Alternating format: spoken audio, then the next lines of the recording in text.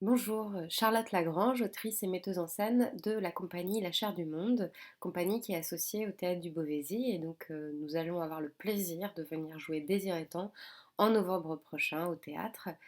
Donc je vais vous parler de Désir et Temps, qui est donc la première pièce avec laquelle on va pouvoir venir rencontrer le public.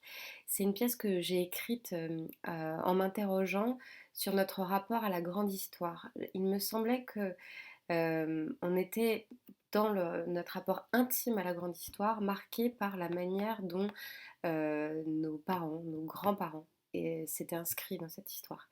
Et donc j'avais envie de travailler sur cette généalogie et voir comment, dans l'intime, se jouait quelque chose de la grande histoire, dans la petite histoire, la grande histoire, et puis évidemment retourner un peu cette chose en se disant que la grande histoire était bien sûr l'histoire intime. Donc je suis partie à la recherche des histoires de plusieurs personnes et je suis tombée évidemment sur celle de mes propres grands-parents, notamment ma grand-mère, dont j'ai toujours su qu'elle avait travaillé pour les Allemands alors qu'elle était alsacienne.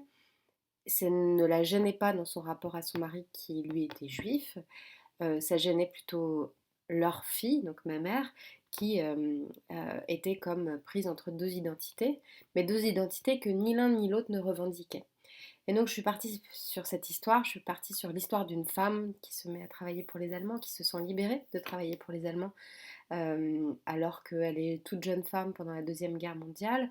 Donc avec ce paradoxe-là, c'est-à-dire qu'avec distance aujourd'hui, on peut ne pas comprendre comment on peut se mettre à participer à un système qu'on déteste, mais c'est évidemment ce qui m'intéressait, voir comment, malgré nous, on pouvait se retrouver à participer à un système qui idéologiquement était sans doute très éloigné de nos convictions intimes.